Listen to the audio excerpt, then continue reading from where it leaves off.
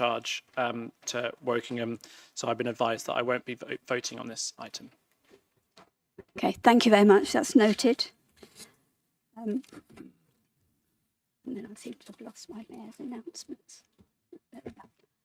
Okay, the next item is mayor's announcements. I'd like to congratulate Windmill Primary School, who have been awarded gold in the prestigious UNICEF UK Rights Respecting School Award.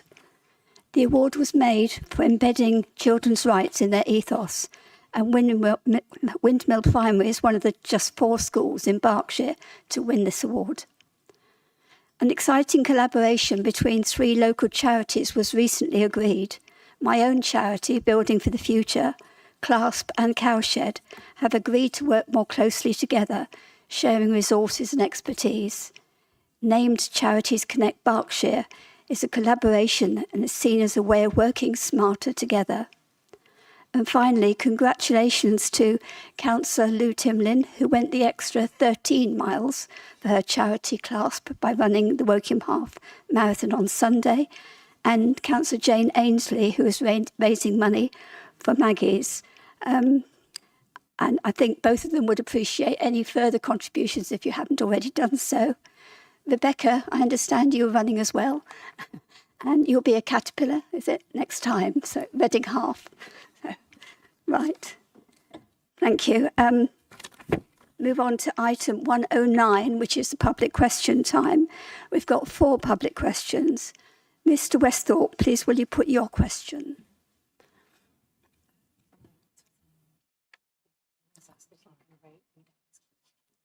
Whose question? Oh, okay.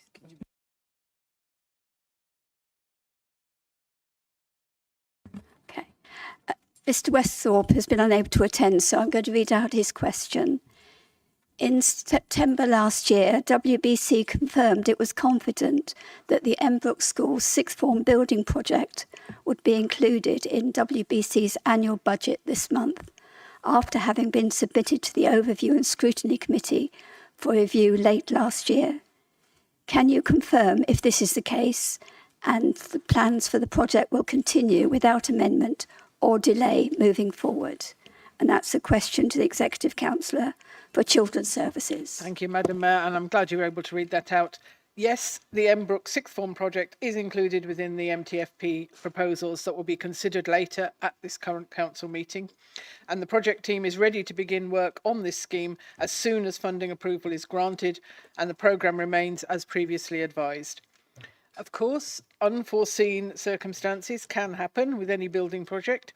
It's therefore impossible to provide an absolute guarantee in terms of timescales, but as things stand, the Council is fully committed to delivery of this project for opening in September 2027.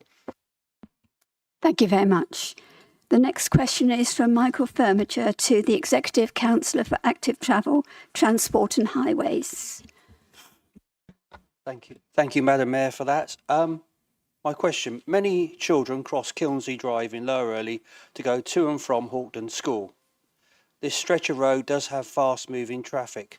To help protect and increase road safety of children, their parents and other adults who escort them across Kilnsey Drive, the installation of a zebra crossing would make this crossing safer.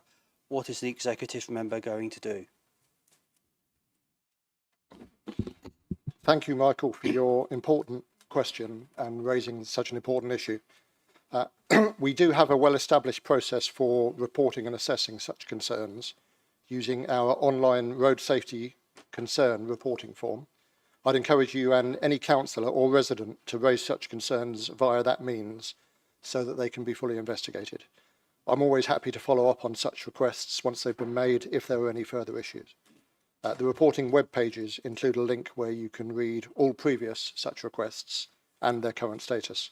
However, following the receipt of your question, officers have reviewed the situation on Kilnsey Drive, including traffic speeds and collision histories. Their response is that average speeds are below the 30-mile-an-hour limit, with no recorded personal injuries in the collisions in the area, and no recent reports that would otherwise indicate this is a priority for another crossing on this road above and beyond the many requests which we're already dealing with.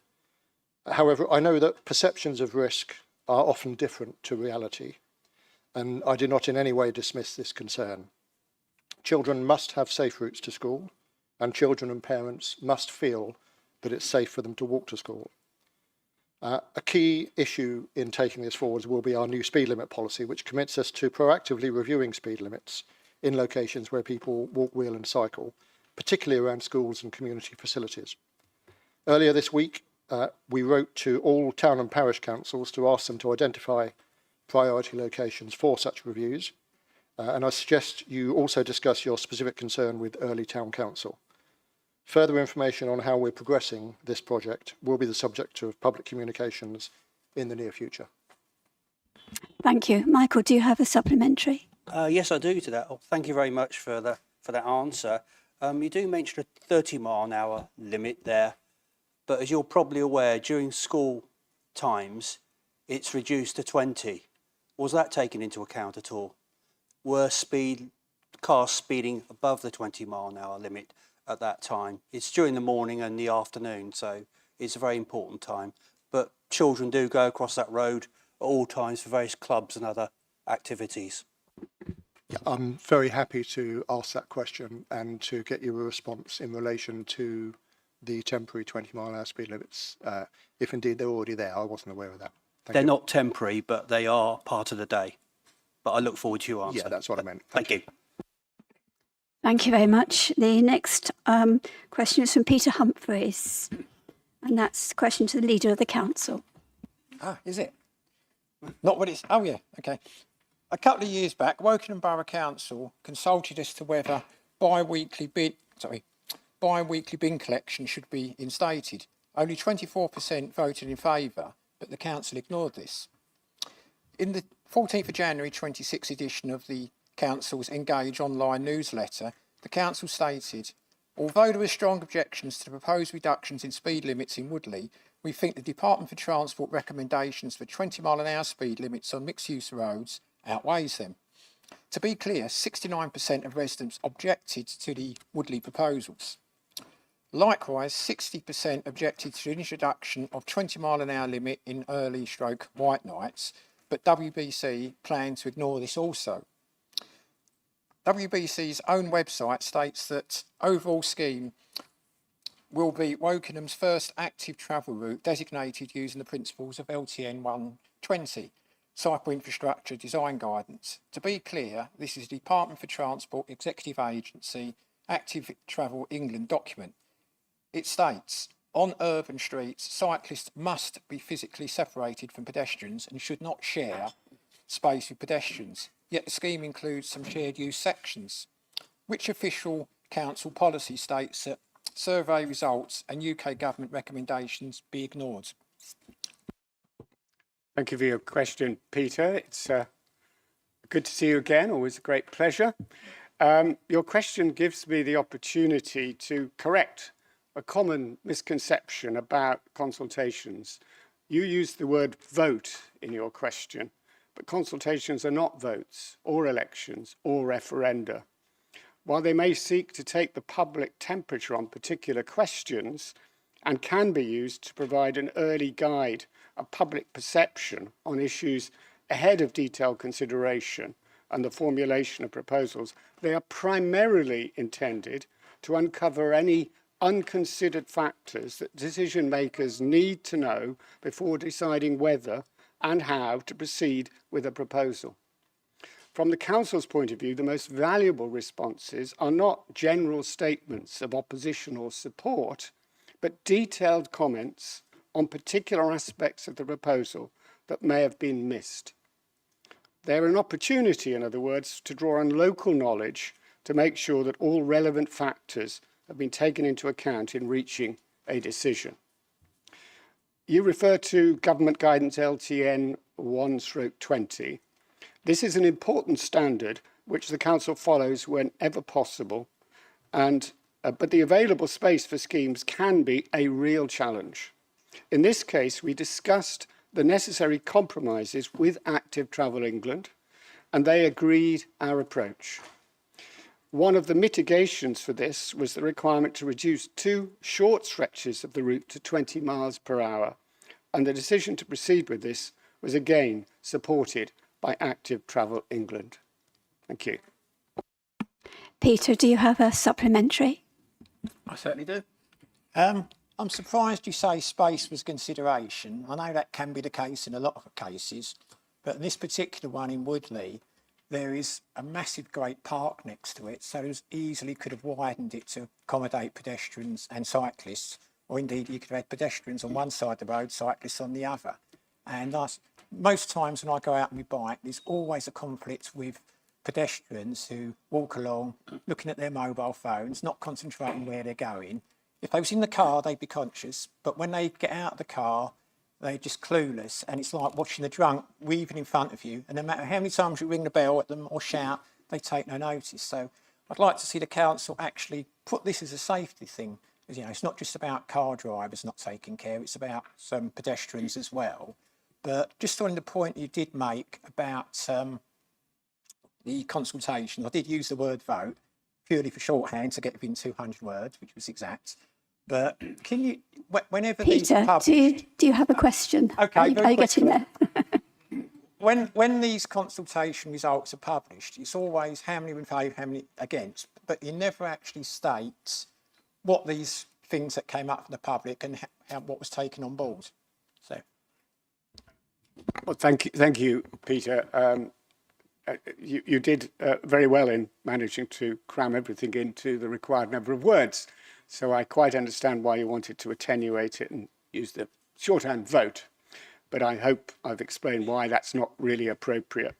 I think we do, as I said in my original answer, take very seriously the obligations to try wherever possible to ensure that we meet all of the requirements of LTN 1/20. But I hope you can draw some comfort from the fact that we consulted Active Travel England on the scheme. They approved it. They were happy with it. I think that gives us some reassurance, and I hope it will give you reassurance that we are acting in compliance with the spirit of what they were trying to achieve. Thank you. Thank you very much. The next question is from Leon Cook, who I think is attending on Teams, and that's to the Executive Councillor for Active Travel, Transport and Highways. Thank you, Madam. The question was actually originally posed to the leader, but I don't know if he wants to answer it. I will also add that, given the announcement of the last 24 hours, this is semi-already answered. Can the council update as the last exchange with the Great Western Railway with regards to additional parking at Twyford Station, including how much money they have requested and secured, details of any proposals with assumed funding sources commissioned by or considered by the council, including indicative timelines, when they will carry out the station survey, who will be eligible to comment on that survey given the vast area of the users of the station, and when they will produce the results. Thank you. Thank you, Leon. I'll do the best to answer all your questions in 2 minutes. Our last face-to-face meeting with GWR was on the 5th of January at Twyford Station. We've had multiple email and telephone conversations since then. On Tuesday, I met, together with Clive Jones MP, the Rail Minister, Lord Peter Hendy, on this subject, including with representatives of GWR. We discussed the situation and the need for the Department of Transport and Network Rail to support enhancements to access the station. For the avoidance of doubt, this includes additional car parking as well as other means of travel. GWR is progressing an option to add around 50 spaces to the existing car park. More are needed, but this is the only short-term option within the railway's control, and they believe it has a sound business case. They're requesting funding from DfT, the details of which they consider to be commercially sensitive. A passenger survey has already been completed, funded by GWR, and the results are currently being analysed. We're also looking at jointly funded options to improve the forecourt of the station to provide better facilities for public transport, pedestrian, cycle and disabled access. The bus service review currently underway under public consultation includes potential enhancements for services to Twyford Station. We're working on further steps needed to properly resolve this long-standing issue across all modes of travel. Potential solutions involve a number of different organisations and some sensitive issues that need to be addressed. Solving this problem has eluded everyone for over a decade, and at this stage, I'm sure you understand, won't be helped by us negotiating in public, nor seeking to politicise the issue. I trust you understand this. When there are clear options that can be disclosed, these will, as a minimum, be available for public comment through the planning system and more likely much more widely. In the meantime, I expect you're aware that a cross-party working group is being established where all of the above will be able to be discussed subject to existing confidentiality agreements. An invitation to group leaders has been sent to a first meeting ahead of the pre-election period starting in late March. Leon, do you have a supplementary? I do, Madam Mayor. Thank you very much for your answer, Adrian. With regards to the passenger survey, I understand it took place on the platform in October and it was not advertised. In relation to the working group, indeed, it is being put together. An email was sent out at 5:37 last night. So that's a full month after the last meeting. I should start by saying that, of course, all forms of sustainable transport should be looked at to the council. We're all in agreement on that. The principal issue, however, is the lack of capacity for the coal yard. Leon, do you have a question, please? I think you gave the last person considerably more time to answer or ask their supplementary, if I may say, Madam Mayor. But the short version is the answer is in plain sight of platform one. The council could generate probably about £1.3 million in revenue from on-street parking. By 2019 levels of Twyford Parish Council, they estimated the capacity demand was 1,000. You could do that tomorrow. This is completely in keeping with public use of highways. Sorry, I'm not getting the question. The council, all of the roads towards Hurst could be made mixed use, resident parking, business parking with controlled hours tomorrow. Leon, I'm going to have to stop you. If you don't have a supplementary question, we need to move on with the council business. If you have a question, please, would you put it? My question is, the council can solve this problem tomorrow. Will it commit to do so? Yes or no? Thank you. Perhaps you'd like to write to me, Leon, explaining how you would solve this tomorrow, given the previous administration's failure to do so over more than a decade. I've explained how we're dealing with this, and I'm sure that your colleagues from the Conservative Party will be looking very much forward to having a full discussion on this when the working group meets. Thank you very much. That moves us on to item 110, which is parish and town council questions. And I believe we have a question from Early Town Council. Pauline. Thank you, Madam Mayor. I've been asked to ask this question on behalf of Early Town Council. This was a unanimous vote of full council, and quite a few other Early Town councillors are here. I was nominated to ask it. Not sure why, because it's actually a Liberal Democrat controlled council, but here we go. Early town councils are becoming increasingly frustrated that the Borough Council is not communicating professionally with our permanent staff about changes being made to properties, services and facilities in Early. Recent examples have included, but are not limited to, changes to our lease at Radstock Lane Community Centre. Previously, it was the termination of agreement of us regarding our use of the Silverdale Centre. Despite many requests and emails to the Borough Council, communications about important changes such as these continue to be haphazard, sometimes being sent to random borough councillors who happen to be town councillors, or not being sent at all until after the changes have been made. Many emails from our proper officer, the town clerk, to WBC departments have just not been responded to. Recently, Early Town Council, at a full council meeting, voted unanimously to ask that this issue be highlighted and to ask the leader and CEO of WBC to review communications with Early Town Council and instruct officers to communicate with us through official channels in a timely manner. Thank you. Thank you for your question, Pauline, and I'm glad you clarified you are asking that as an Early Town Councillor, not as leader of the opposition on the Borough Council. First, let me put on record my appreciation of all the work that Early Town Council does for its local community. I know that the Town Council devotes considerable energy and resource to making life better for people in the town, and I'm grateful for all that it does. My ambition is that we work closely and constructively together for the benefit of the people we all represent. You know that I'm committed to partnership working with a wide variety of bodies, including our town and parish councils. You know too that our officers and I have devoted a lot of time and energy to creating, building and sustaining partnerships. Partnerships, like all relationships, have their ups and downs. But if they're based on mutual respect and mutual understanding, all the parties involved will try to work their way through difficulties. To this end, I would like to invite the leader of Early Town Council and the town clerk to meet with me and senior borough council officers so we can address your town council's concerns. Thank you. Pauline, is there a supplementary? I don't have a supplementary. I'd just like to thank you, Stephen, for that offer. I think if we can get this to work properly, this would be a much better situation for all of us. I agree. Thank you very much. We move on to item 111, which is petitions. I'm not aware that we have any petitions. Anybody want to prove me wrong? No? Okay. Then go on to item 112, which is the medium-term financial plan and associated reports. This item comprises 4 budget reports which will be considered together under this agenda item.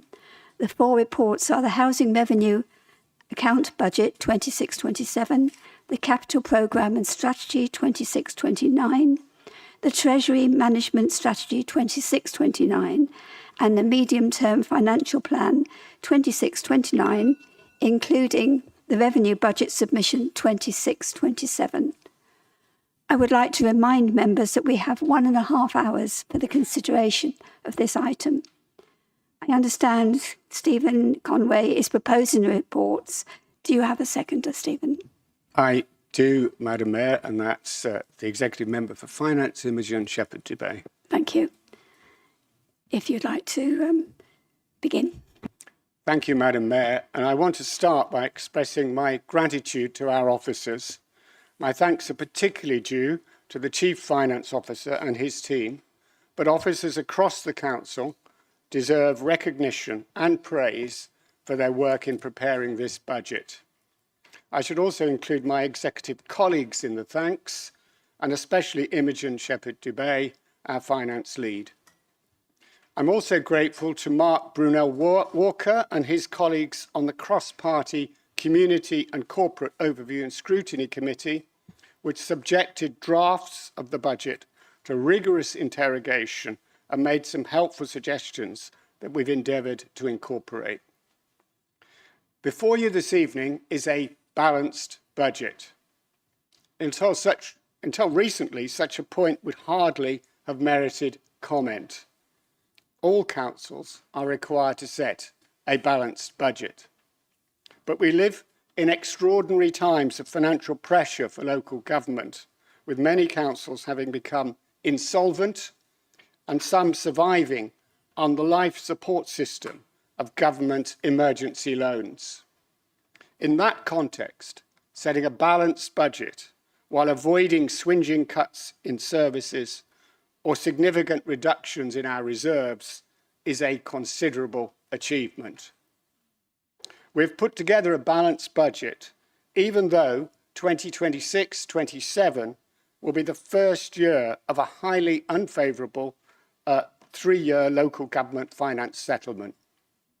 By 2028-29, Wokingham will have lost a significant part of its central government support, leaving us almost totally reliant on income raised locally, principally through the council tax, which by 2028-29 will make up 93% of our core spending power. The new funding settlement might appear at first glance to help the council, as it gives us an increased revenue support grant.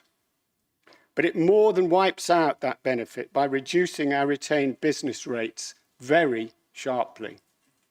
In 2025-26, the government returned to us 25% of local business rate receipts. In 2026-27, that will fall to just 6%. The net result, taking revenue grants and retained business rates together, is a total reduction of £43.3 million in our funding over the next 3 years. To fill the hole in our finances created by the loss of such a large part of our government support, ministers expect us to raise the council tax to the maximum level allowed, 4.99%. We will do all we can to help those on low incomes to cope with this extra burden, but I'm afraid we have no choice but to raise the council tax to the cap, as without it, we would be unable to provide vital services. As it is, we need to use almost all the council tax increase to plug the gap created by lost government support, leaving us with nowhere near enough to cover inflation, let alone rising demand for our services. Tough as the financial challenge for the council undoubtedly is, we will get through. That Wokingham will be able to has been able to set, or I hope you will support our setting, a balanced budget for the coming financial year, owes much to our having prudently accumulated a reserve earmarked for just such a difficult situation. We will be drawing on that reserve over the next 3 years to soften the blow of losing such a sizable part of our central government support. Even after this proportionate drawdown, we will still have a healthy level of reserves to protect us against future challenges. Another reason for our ability to withstand the enormous financial pressure we are under is the willingness of the current administration over the last 3.5 years to take tough decisions to save money or generate extra income. While those decisions have not always been popular in the short term, they have been necessary for long-term financial viability. They help explain why we are in a stronger position than most councils. Over the last 3 years, we have found a staggering £30 million in savings or income generation to balance the books and sustain service delivery. That achievement has been possible because we have had the courage to focus on invest-to-save projects that will reduce expenditure or generate new income in the future. Prevention and early intervention measures to nip problems in the bud before they become more serious and costly to fix have been important features of our approach to saving money. The last 3 years have seen a drive to improve productivity. In 2024, the Empower Index rated Wokingham 5th best Tier 1 council in the country in terms of outcomes achieved per pounds spent. This year, we have bettered that, moving up to 2nd place in the league table of 149 councils assessed. But we will not be resting on our laurels. We will be striving to be even more efficient in the next 3 years, deploying all the tools available to us to become yet more productive. A further ingredient in our financial resilience has been our commitment to partnerships. Within the council, problems for one part of the organisation are now seen as corporate problems, which other parts can help to solve. Beyond the council, we are building partnerships with users of our services and with a wide range of organisations, such as businesses, the local voluntary and charitable sector, the Youth Council, Academy Trusts, and the University of Reading. All these external partners bring knowledge, experience, and in some cases resources, human, material, and financial, that can help increase our ability to serve the local community. The last 3.5 years have proved, beyond any reasonable doubt, that by pooling our efforts, we can achieve much more together than we can on our own. Challenging as the next 3 years undoubtedly will be, our focus is on more than just survival. We want the council to remain ambitious for our community. Sound finances are vitally important, but they are not an end in themselves. They are a means to the end of community benefit. Our overarching ambition is and remains to create truly inclusive communities where everyone, regardless of who they are, can thrive. I hope all councillors can support that ambition. To remind you of how much has been achieved over the last few years, consider the following examples. While other councils have closed libraries, we have opened one and extended the opening hours of our main library in Wokingham. We have improved bus services in the north and south of the borough. We have secured more Homes England grants to deliver much needed affordable housing than any other Berkshire council. We have added and continue to add significant extra provision of in-borough special educational needs and disabilities places, allowing more children to be educated locally and reducing the council's home-to-school transport bill. We have opened new children's homes and new care homes for the elderly. We have increased specialist housing for young people leaving care and with disabilities. We have given land for a COVID memorial wood to provide a place of quiet contemplation to those who lost a loved one in the pandemic and to help meet our climate emergency ambitions. We are delivering long-awaited new community facilities in Arborfield Green. We have launched a successful community lottery to help local good causes, and in a bold exercise of community empowerment, we have supported residents to produce a Communities Vision 2035, setting out the broad strategic ambitions for the council and our borough for the next decade. The world around us is changing rapidly. We must change with it. Looking ahead, we must invest in technological advances that will enable our officers to spend less time recording information and more time engaging with residents and helping to address their problems. We must do what we can to build local environmental resilience to cope with the very costly effects of climate change. We need to work with our town centre businesses to help our retail hubs adapt to the challenge of increasing online competition and make sure that they remain thriving places. We need to help our young people acquire the skills to meet the changing needs of the labour market so they can live happy, fulfilled and productive lives. We also need to focus more on the very different communities that make up the borough. We will be bringing in new community hubs, providing easier access to local services, beginning with Woodley and Arborfield. All the data tells us that Woodley needs more targeted support, while in Arborfield, we want to help a new community to take root and flourish. We also want to reset our relationship with town and parish councils, enabling us to address community needs more effectively in partnership. I sense that the time is ripe for a new compact between the councils that serve our area, borough, town and parish. But only with a solid financial base can we achieve anything. This budget provides that solid financial base, and I hope it will be supported by councillors of all parties. Thank you, Madam Mayor.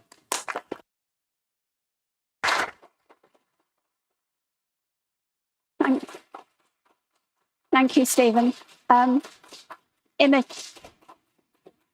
as a seconder, do you wish to second it now, Imogen, or do you want to reserve your right? I'd like to reserve my right to the end, Thank please. you. I missed a bit earlier on, and I'd like to address that now.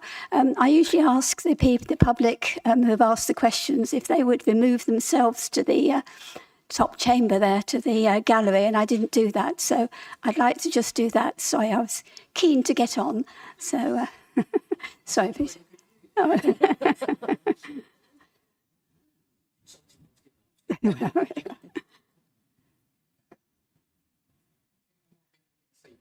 I think just about, yes, you have to beat your way through the crowds, Peter.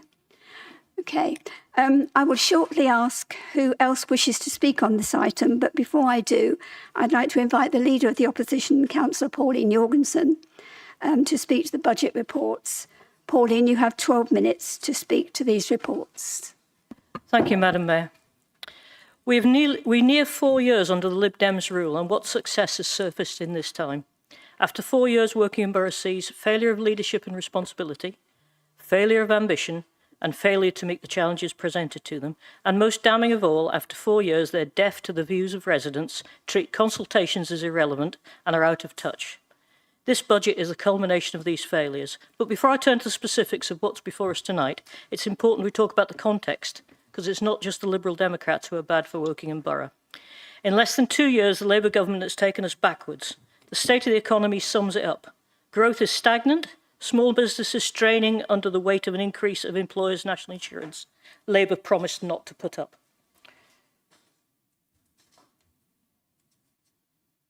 Youth unemployment is up, the highest level for a decade, at 16.1%.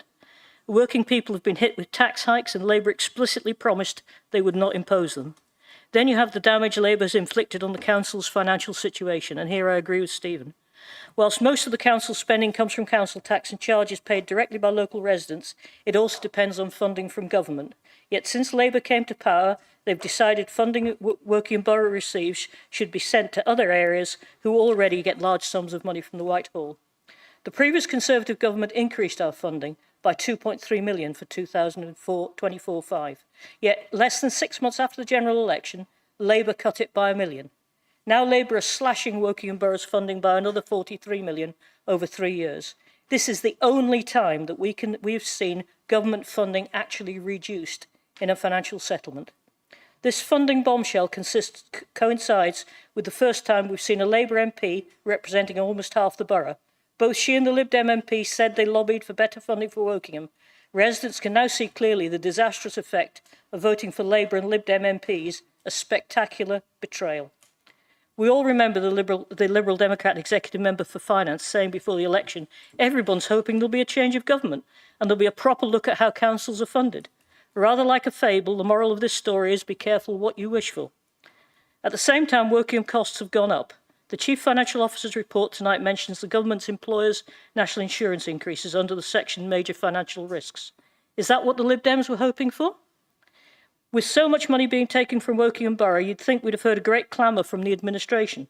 Yet there's been minimal criticism of the Labour government in Westminster that is inflicting pain on Wokingham. In comparison to their staunch and public criticism of the previous Conservative government, who increased funding for Wokingham, there's been no repeat that we've seen of lobbying of ministers via a borough-wide letter-writing campaign that we had last time, or Clive Jones's infamous brush past with Michael Gove. Perhaps there's lasting bonds of the council coalition formed in 2022. The Liberal Democrats don't want to upset their former partners standing with them in the council chamber, just in case they suddenly find themselves having to dust off a coalition for another go. Fabulous for Labour, but terrible for the council's finances and Wokingham Borough's taxpayers. The budget before us tonight continues the trend we've seen over 4 years of Liberal Democrats. There's no ambitious programme for the borough designed to take us into the next decade and beyond. In place of fresh thinking, we see incompetence, coupled with the same old tired policies being inflicted on residents, whether they want them or not. Council properties, including office space at Chute End, remain underutilised. This isn't a problem unique to Wokingham, but whilst other councils, including Liberal Democrat ones, use the opportunity to generate revenue, Wokingham has sat on his hands and left the space empty. Having enjoyed the wheeze of hiking parking charges multiple times since they've been in power, including more than doubling them early on, the Liberal Democrats have hit on the excellent idea of putting them up again, despite the impact on local businesses. It's not just increasing parking charges, they're also extending charges to more currently free car parks. Fees and charges across the board are being set at an average of 5% above the rate of inflation. In some places it's even higher, like garden waste going up by 10%. Year on year, we see residents squeezed. Meanwhile, Liberal Democrats produce endless strategies with no clear delivery plans and no tangible actions. They're a waste of money and officers' time and achieve nothing. Under a future Conservative administration, we'd focus efforts on actually delivering services and meeting residents' needs and stopping valueless paper trails. There is a complete failure to provide a financially firm base for the council from the Liberal Democrats, especially when even more government funding is being taken away. This year, we've seen them plunder reserves to plug the gaps. The CFO report confirms by the end of March 27, earmarked reserves will be reduced from 130 million in 2022, when the Conservatives left office, to 105 million. We've seen Liberal Democrats hacking away at services in an effort to meet the shortfall. Rather than death by 1,000 cuts, Conservative councillors have repeatedly spoken in the chamber of the need to maximise income from the council's assets. The Lib Dems have nodded and done nothing, paralysed by their own indecision. The Liberal Democrats' failure to get a grip of major projects not only sees delays in delivery, it's also costing money that could be funding services. Take the solar farm. The budget papers clearly set a best-case scenario that could bring in 1 million this year. But the most likely scenario is an income of zero. That's £1 million gone due to Lib Dem dither and delay. It's the same story with the flats at Carnival Pool. Mismanagement of projects and lack of control of contractors has an impact beyond these walls too. The financial handling of roadworks across Wokingham town and the wider borough is wrecking the livelihoods of business owners already struggling thanks to the anti-car policies of Liberal Democrats. The other week, the Executive Member for Economic Development featured in a local newspaper begging residents not to talk down Wokingham. You'd be forgiven for thinking this was rank hypocrisy, given the Lib Dems have spent the last 4 years running down the town with policies they've enacted. It demonstrates a shocking unwillingness to acknowledge their part in bringing us to this situation. Lib Dems can put whatever spin they like on the situation, but they can't escape the reality. Wokingham Borough Liberal Democrat website says the Liberal Democrats have a great range of policy to tackle the cost of living crisis. Well, now they've got another policy to add to the list. The Executive Member of Economic Development has said economic statistics don't matter and the Council's success can be measured in feelings. They can continue to issue proclamations that everything is okay if we just believe it a little harder, but feelings only get us so far. They don't pay the rent and economic statistics do matter to the lives of our residents. Real action is needed. The Conservatives would introduce 1 hour free parking to offset the impact of roadworks and get people back into our towns to help our struggling businesses. Any free Christmas bus travel should be taking people to our towns and shops in the borough to support local businesses, not taking them out of the area. The cost of doing something is far outweighed by the cost in people's lives and council income of doing nothing at all. Implementing tighter speed restrictions where there is clearly a defined need around schools and which residents agree with. Of course, the irony is that while the Lib Dems are botching the management of roadworks, they're failing road repairs. Anybody who's driven through the borough knows the state of the roads are dreadful. Under a Conservative administration, we would act to stop residents having to report the same pothole over and over again with no action being taken. Again and again, we Conservatives exposed how Liberal Democrats willfully ignore residents' needs and stated preferences.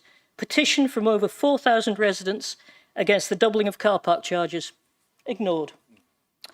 Petition of over 800 residents ignoring to stop the redevelopment of California Crossroads, ignored. A second petition of over 1,300 residents against California Crossroads, ignored. A petition from 1,700 residents on Hall Farm, ignored. Consultation in bin collections, where only 24% agreed they liked fortnightly waste collections, ignored. Petition of nearly 2,000 residents to keep weekly bin collections, ignored and branded spurious. Most recently, it's 20-mile-an-hour speed limits in Woodley, again, where the overwhelming response has been, again, ignored. The future Conservative-led team would start by listening to residents rather than the Liberal Democrats' approach to consultation, asking a question which you already have your own answer to. We would apply our listening approach to tighter speed limit restrictions where there's clearly defined need around schools and which residents agree with. If the Liberal Democrats are willing to so blatantly dismiss residents, we should at least expect the administration to be demonstrating leadership. What we see is a complete abdication of responsibility of ownership. Every poor decision, every mistake, every move in the wrong direction is always somebody else's fault. Their hated local plan is apparently the Conservatives' fault, even though the Lib Dems campaigned in opposition to stop Hall Farm and then voted to develop it. Despite their promises things would be different under the Lib Dems, they've now proven, just like Labour, that different emphatically isn't always better. Lib Dem abdication of responsibility can even be found in their own budget. The exec member for finance came to overview and scrutiny and tried to present budget proposals as being from the officers. It's not the officers' budget, it's the Lib Dems' budget. And based on everything we've seen, we will not be supporting this budget tonight. The Lib Dems are in charge but make no effort to be in power. They can't get a grip and keep control of the council's finances, or their roadworks, or their property projects. They won't listen to people they're here to serve, and they refuse to be held accountable for their choices. There is a better way. Conservatives are ready to form an administration and get Wokingham Borough back on the right track after 4 years of Liberal Democrat decline and mismanagement. We will be making our case to residents that the time has come to choose a fresh start, and that they will get this with the Conservatives.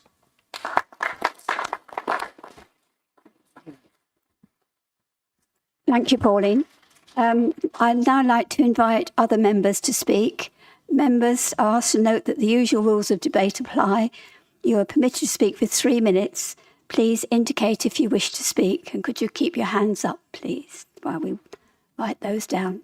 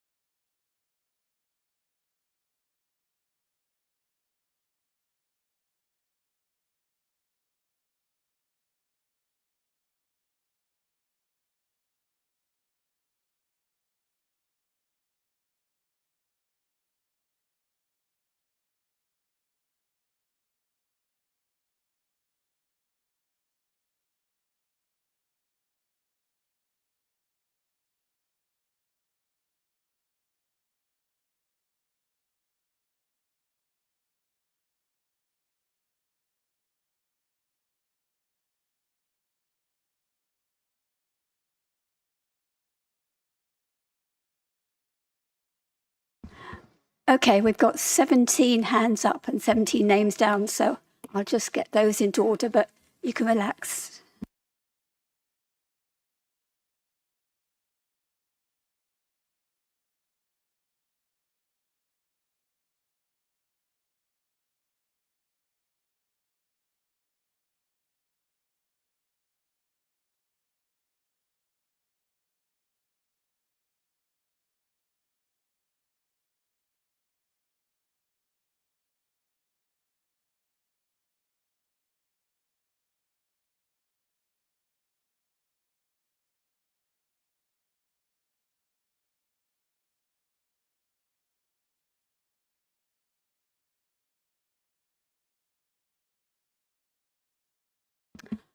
Okay, I've got sorted out the first few. I reminded you it's 3 minutes, and Rachel, if you'd like to start, please. Thank you, Madam Mayor. This is a budget of contradictions. Let me give you some examples. The papers tell us that the financial future is unclear, and I quote, the degree of uncertainty is at a level never previously experienced by this council. And yet in the same documents, we see the funding settlement provides certainty for the next 3 years. It's the first multi-year settlement in over a decade. Certainty of funding reduces financial risk. We can't, on the one hand, claim unprecedented uncertainty, while on the other, acknowledge a level of financial certainty not seen for years. The papers also state that the finance settlement will have a, quote, significantly detrimental impact on the council's well-being. And yet the core spending power, the total revenue available to fund services, including council tax, is forecast to rise over the next 3 years. The narrative presented here simply does not match the reality. But perhaps the most striking contradiction concerns the dedicated schools grant deficit. The papers state in various places that the council are lobbying the government for a long-term solution to this national issue. That current forecasts show Wokingham expects the deficit to continue to increase. The papers mentioned the extreme unknown impact of the DSG deficit. And yet, even within the same paragraph, the government's recent announcement is acknowledged. Its intention to fund 90% of DSG deficits accrued to March 26, with further appropriate support through to 2028. This is not a minor technical adjustment. It's a significant national intervention, a massive bailout that materially reduces this council's longer-term financial risk. Yet in these papers, it's treated as an afterthought, despite the announcement being trailed for months. You can't have it both ways. We've also seen over the last 6 months patently untrue claims that local council tax would be redistributed elsewhere. The government's consultation from June 2025, had members bothered to read it, was explicit that council tax is a local tax and would not be redistributed. Residents deserve transparency and not alarmist rhetoric which the Conservatives have gleefully repeated. Similarly, we have heard repeated references to a £50 million, now £43 million black hole. That figure is spread over the next 3 years, and it's frequently presented without any context, ignoring the council tax receipts, which make up over 80% of the council's core income. Most importantly, it's not a figure that residents relate to or understand. Residents do not think in abstract funding gaps. They want to know what their council will deliver for them and their communities. Officers have worked diligently and professionally to support good financial management. Difficult decisions have had to be taken due to Conservative and Liberal Democrat austerity, and I want to clearly acknowledge that. But as a result, the underlying financial position is relatively sound. That is to the officers' credit. Point of personal explanation. But for years, we have been told... Pauline, do you have a point of personal explanation or point of order? Point of personal explanation. Didn't mention her by name. The Labour leader just said that I had said in my speech that the Labour government were, or that the council tax was being moved to other areas. I didn't actually say that. I said that they've decided that funding Wokingham Borough receives should be sent to other areas, and that is quite correct. I did not reference Pauline's speech in my speech. The Conservatives' leaflets and other material have been repeated for months about that, and it's a lie. Rachel, please carry on. If I could carry on, thank you. But can I please finish, Pauline? Thank you. Our finances are well managed. Reserves are relatively robust. Funding certainty has improved. The total spending power of the council remains intact. the existential risk once posed by the DSG deficit is all but gone, and yet the descriptions of financial calamity continue, as they have for many years under successive administrations. It's time to move beyond a narrative of permanent financial crisis. Thank you very much. Could I then move on to Mark Brunel Walker, please? Thank you, Madam Mayor. Members, I rise to speak briefly as chairman of the Community Corporate Overview and Scrutiny Committee. And the committee is tasked with the crucial job of rigorously scrutinising the capital and revenue budget proposals, especially this year in the context of the fairer funding formula changes, which have been anything but fair for Wokingham. Scrutiny is an essential function in local government. It ensures that decisions made here are robust, justified, and in the best interests of our residents. And I'd like to extend my sincere thanks to the members of the committee and all of the officers that have presented who have supported us for the extraordinary efforts over the last 5 months. The committee has met a number of times and meticulously examined every capital and revenue budget proposal for the next year, which has required extensive time, focus, and the courage to ask some tough questions. Throughout our review, we consistently asked ourselves 2 fundamental questions. Why are we doing this, and how does it benefit our residents? And our approach to challenge proposals were driven by the expectations of our community, especially when public funds are under such pressure. As chair, I am very pleased with the way the entire committee approached this. We challenged assumptions, tested evidence, and sought clarity, which I feel strengthened the proposals that withstood our examination. I also want to emphasise an important point to everyone. Every councillor has the right and responsibility to suggest budget changes as part of the process. Ideas can be suggested at any point during the process, any of the meetings, to allow officers to then go away, fully investigate the costings and the implications of those changes, and roll those changes up into the final set of reports and recommendation. With a finite budget, however, new items added must be balanced by spend removed. I want to stress that at no point during the process were any alternative proposals put forward by any member of the committee or any councillor here. To me, this underscores the seriousness with which the committee tested the proposals and the exceptional work by officers in crafting one of the most challenging budgets we've faced in years. We must avoid last-minute theatrics and stunts that aim for headlines rather than meaningful change, and we must be serious in our work, and residents deserve better. Effective scrutiny requires seriousness, openness, timely information, and a willingness to engage with challenges. It's not a barrier to progress, but a means to earn trust, maintain credibility, and ensure our decisions stand up, both in this chamber and across our communities. And I commend this budget to all my colleagues and urge unanimous support. Thank you. Thank you. Next to speak is Dave Edmonds.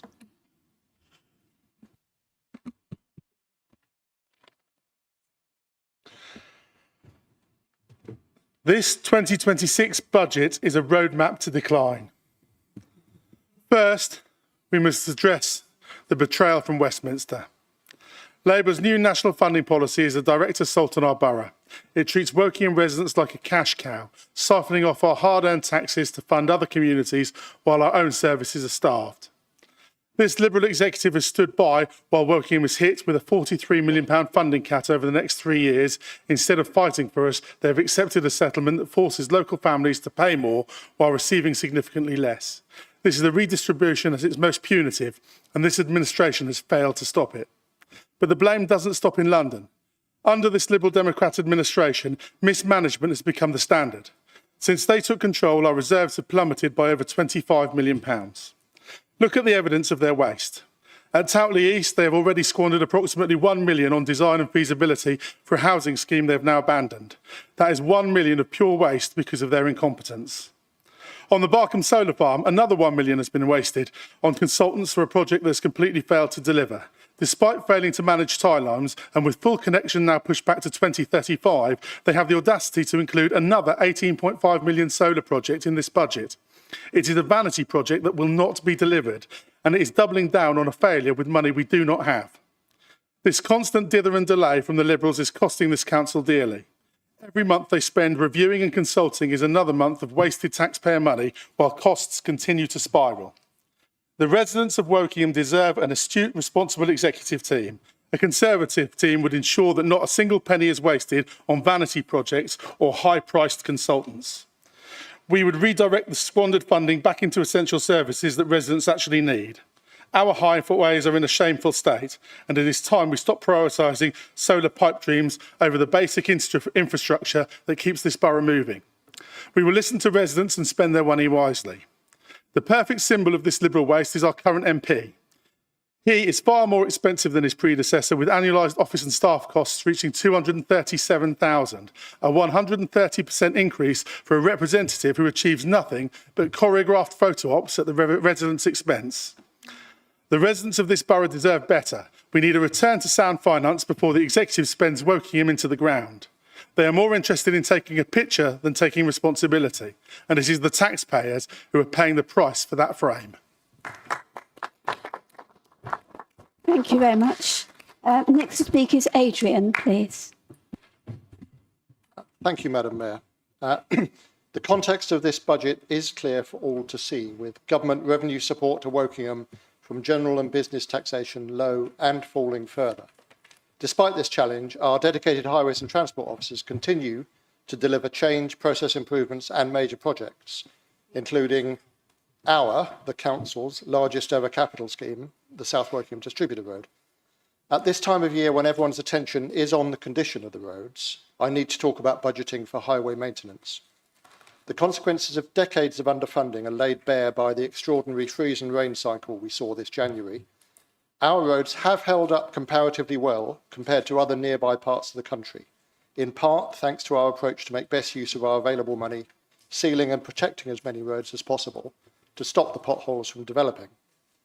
Our success in investing taxpayer money wisely is reflected in the Department for Transport's recent assessment of all local authorities with responsibility for road maintenance. Wokingham is one of only 7 in the country assessed in the top category for both the condition of our roads and the application of best practice.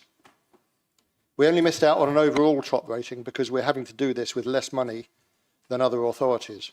And whilst roads are not part of the Empower assessment, this DFT report shows that we are consistent in getting the most out of every pound spent. But we must be clear, the annual pothole season will only be resolved by substantially more investment in preventative maintenance. On this, there is some hope for the future. After many years of government capital grants for road maintenance being funded in real terms, the DFT under this government has given us a 4-year capital funding plan with real terms increases from 2027. This government appears to recognise the importance of transport investment across the board, rather than just as an opportunity to pitch different groups of road users against each other. With this support, I'm delighted to highlight the inclusion in the 3-year capital budget of an additional roughly £5.5 million of investment into the maintenance and improvement of our transport network, and I expect this to grow further in the year beyond the current MTFP. The level of DFT grants are in part determined by their confidence in us to deliver change and innovation, and we have done well accordingly. Officers are in the process of revising the plan for how we get the most out of this much needed investment for 27 and beyond, and I expect this to include highway structural maintenance spend, more on drainage, and further improvements of our facilities for integrated transport. Our officers work tirelessly to keep the borough moving however you travel. We're investing in a balanced local transport network for the future, all guided by this administration's local transport plan. This budget makes sound long-term decisions across the board, in line with residents' priorities, and I'm delighted to support it tonight.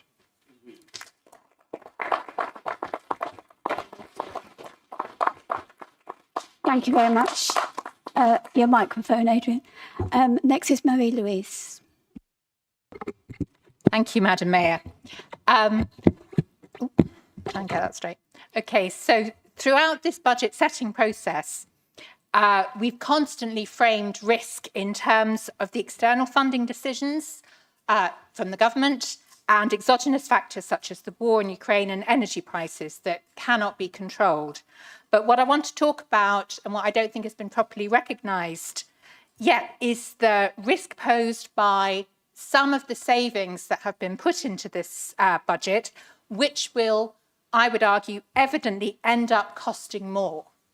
because they will need to be reversed and therefore should not be seen as savings, but should be seen as, losses facing us down the road. In the past year, we saw the results of the decision, for example, to change the gully drainage cleaning programme from a regular routine to an as-needed response to blockages, to the surprise of absolutely nobody, particularly my colleague from the Conservative, who both impressed and frightened me by knowing every single gully in her ward. This resulted in dramatic flooding, disgruntled and disbelieving residents, and ultimately a reversal of that policy, which resulted, as the officers recognised, in more money being required than had ever been likely to be saved. Similarly, the decision to cut the maintenance and litter picking of the A32M and the A33 from twice to once a year had a result, again foreseeable, that there was too much litter for the contractor to manage on one visit and another visit was required. So residents, which had to be paid for at quite exorbitant costs. So residents had to endure a year of a dirty and depressing entrance to the town for absolutely no gain. We raised these issues both last year and this year in the committee that my colleague has discussed, and tried to get understanding that short-term cuts can and do lead to greater restoration costs in the long term. Nonetheless, the council has once again, in the medium-term financial plan, chosen to implement short-term cuts, notably in terms of grass cutting, dealing with overhanging vegetation and reducing the amount of planned public rights of way from twice a year to once a year in that case. Members, I'm sure, can easily imagine the quality and the volume of the correspondence they will receive on these matters, And I have little doubt that these unwise reductions in services will eventually be reversed. But equally, I have little doubt that will only come after a year in which people will be forced to pick ticks off their dogs, search fruitlessly for dog poo in the verges, and be turned back on walks by impenetrable paths. These are not extra nice-to-have services. They are what make living in Wokingham valuable to people, the chance to live in and enjoy a beautiful and accessible environment. The constant chipping away of these services... Louise, could you wind up now, I'm winding please? up. The constant chipping away of these services and their begrudging and belated restoration is an affront to common sense and deeply damaging to the trust that should and must exist between residents and their council. Thank you very much. Could you turn off your microphone as well, please? Thank you. The next to speak is Rebecca. Thank you, Madam Mayor. There has been considerable discussion by the Liberal Democrat administration in the press, on social media, and tonight about the reduction in funding this council will receive. When money is tight, residents quite rightly expect value for money, and they expect those most in need to be protected. But over the past year, there are areas where this council has fallen short, and it is our most vulnerable residents who are bearing the consequences. Let me start with pregnant women. At 28 weeks of pregnancy, national guidance is clear.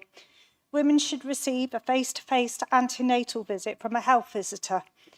In Woking Borough, around 1,600 babies are born each year, yet only 9.5% of expectant mothers receive this vital support. Worse still, performance is declining.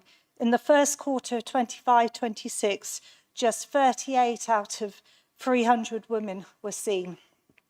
This directly contradicts the council's stated Marmot principles for reducing inequality and ensuring every child has the best start in life. Missing this crucial opportunity means families who need extra help are not identified early, creating greater problems and higher costs later on. My second example is the withdrawal of the rehabilitation classes to cut costs.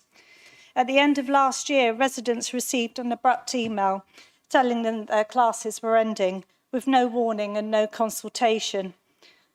These services helped people recover from serious medical events like heart attacks, strokes, and maintain mobility and help them remain independent.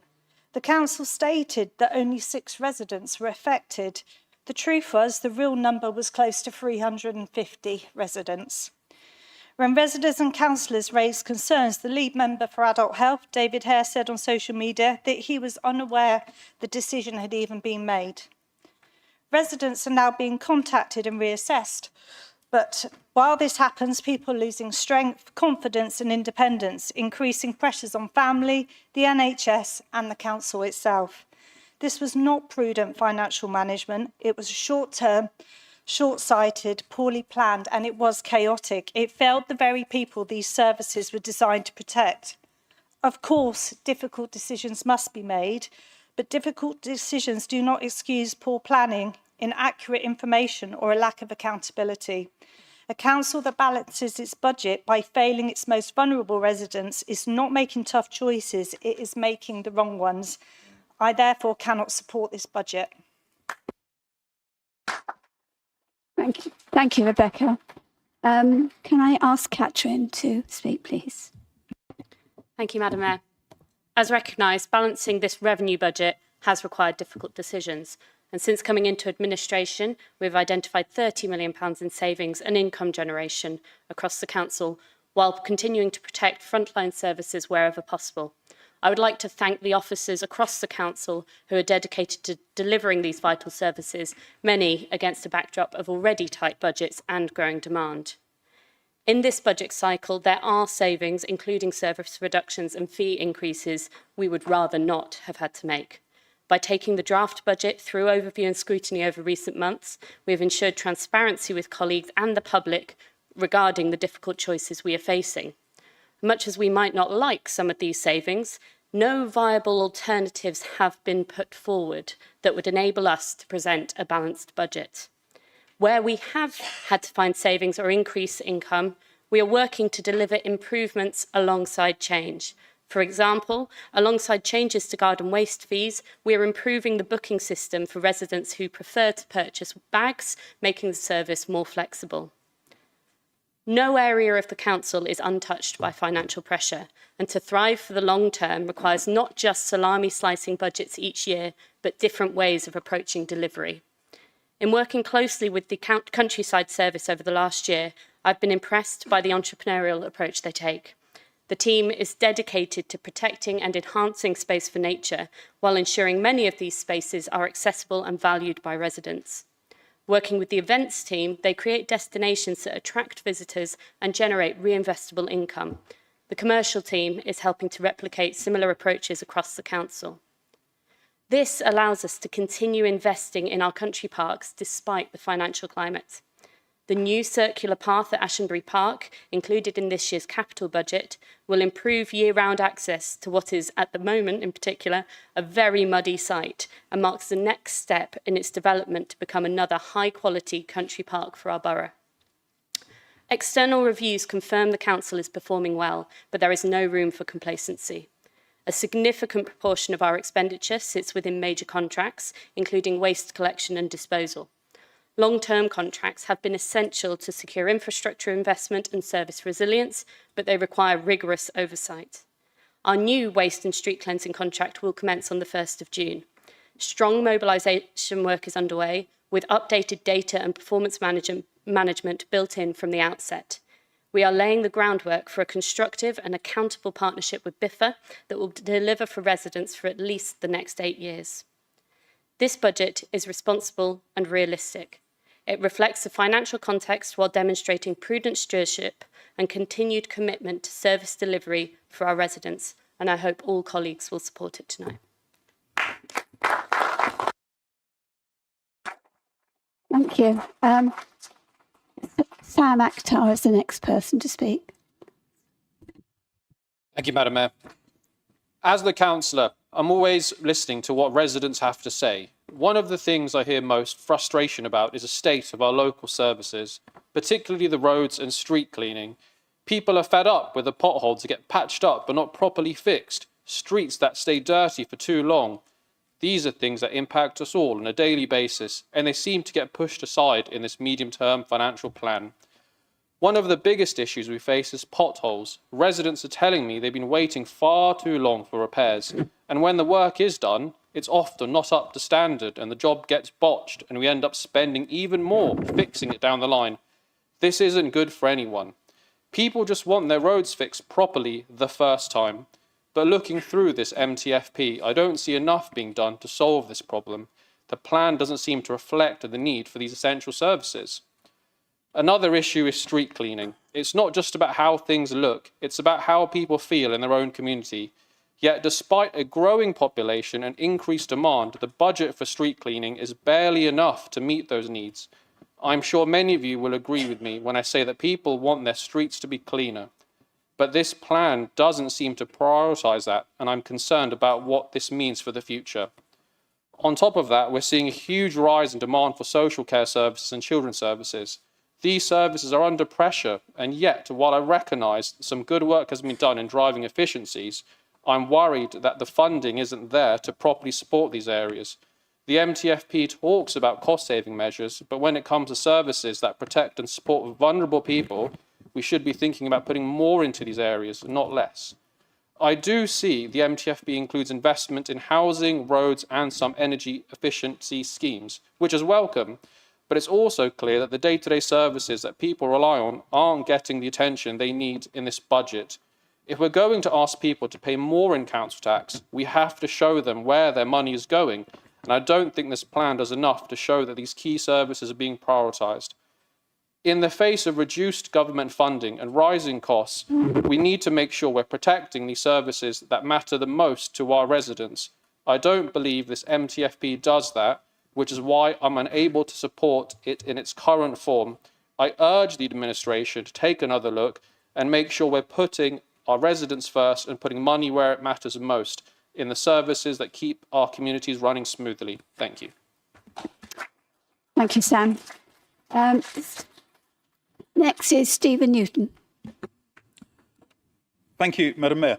For many years, Wokingham has received the lowest level of core government funding of any English Tier 1 authority. Under the fairer funding formula, one might expect that this will be addressed. After all, doesn't fairer funding suggest that everybody will be treated fairly? I believe that a crucial indicator of fairness is not so much the top line called core spending power, but how this works out per head of population. After all, our population has grown quite dramatically in recent years and will continue to do so. As residents and councillors, we might reasonably expect that this population growth would lead to a comparable increase in overall core spending power.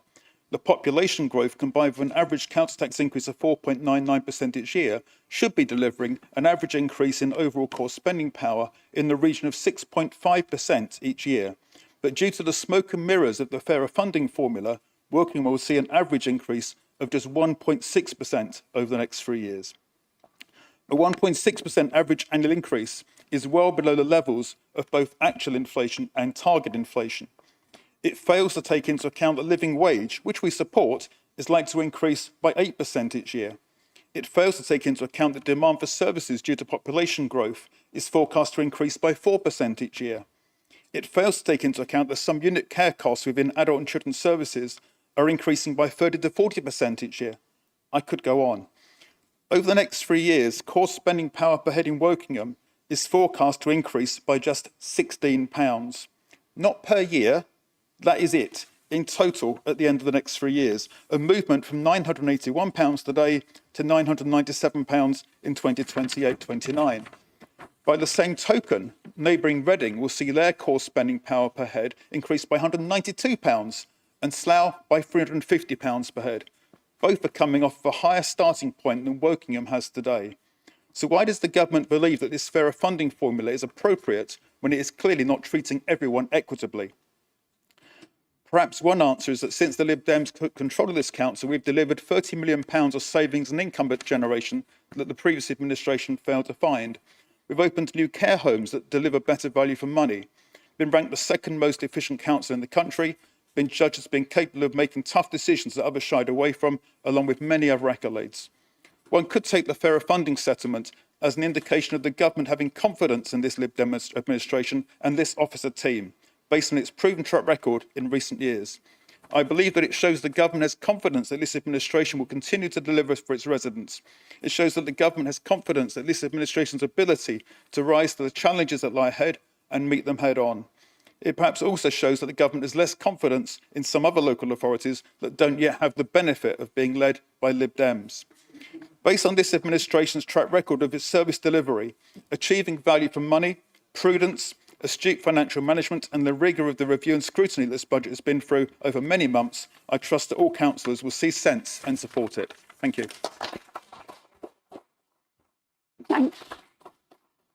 Thank you, Stephen. Next to speak, Charles Margetts. Thank you, Madam Mayor. When considering this budget tonight, it's important to consider this administration's recent performance with capital projects. One example is the Carnival Pool flats, which were meant to generate 1.4 million profit.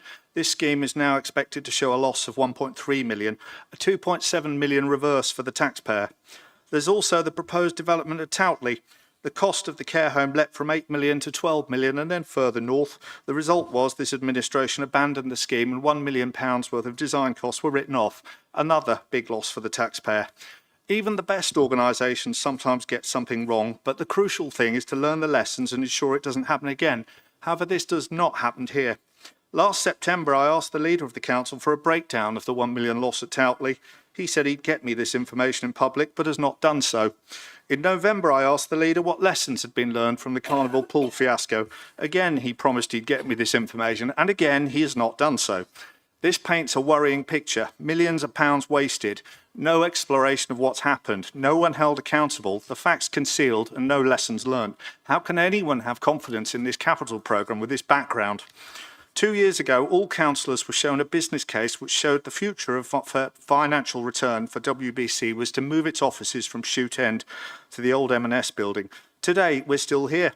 2 floors are vacant, which could have been let years ago for a rental return while the old M&S building deteriorates. In the capital programme, we have a sum invested in Shoot End of 700k for a new audio-visual system. If we are staying here, the council should sell the M&S site immediately and rent the 2 floors here.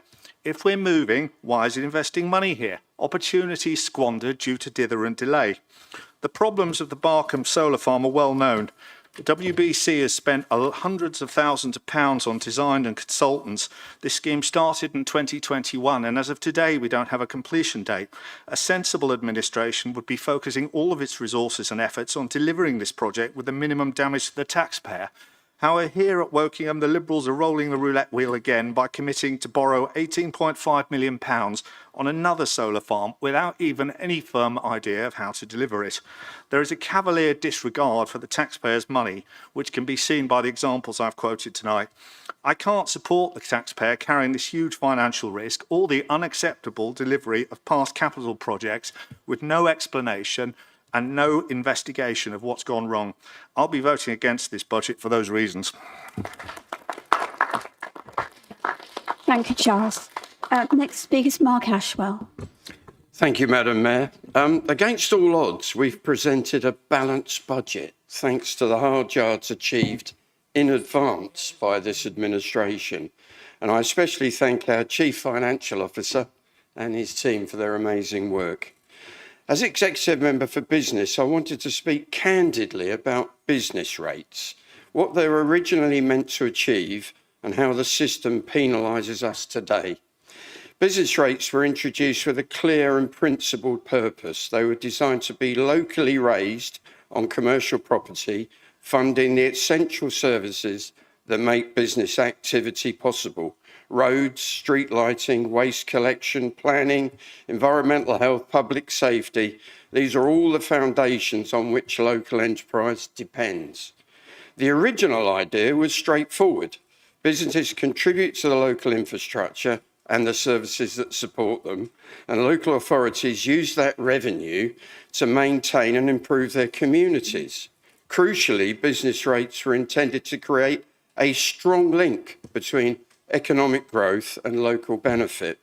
If a council supported new development, attracted investment and nurtured thriving high streets and business parks, we would see a corresponding uplift in revenue. Growth would be rewarded locally.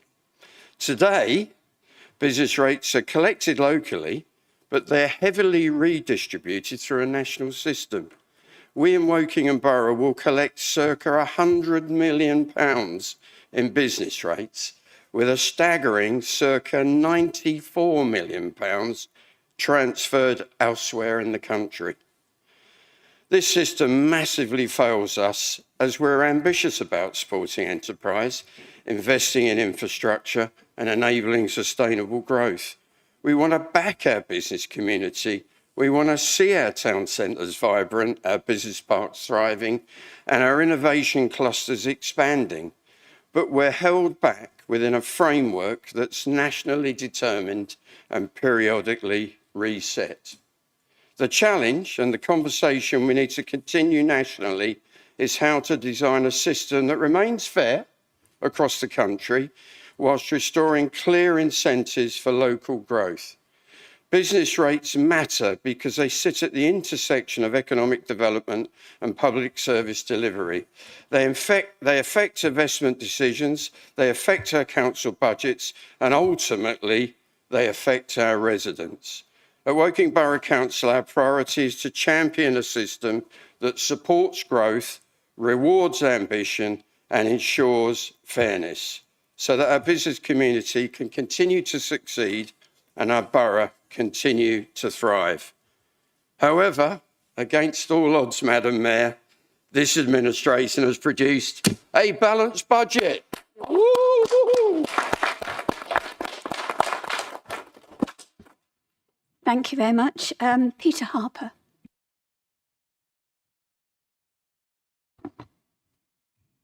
Madam Mayor, across the borough, residents themselves are setting their own budgets and having to make their own difficult decision on whether to buy a school uniform or put food on the table, whether to replace the ageing washing machine or have a holiday.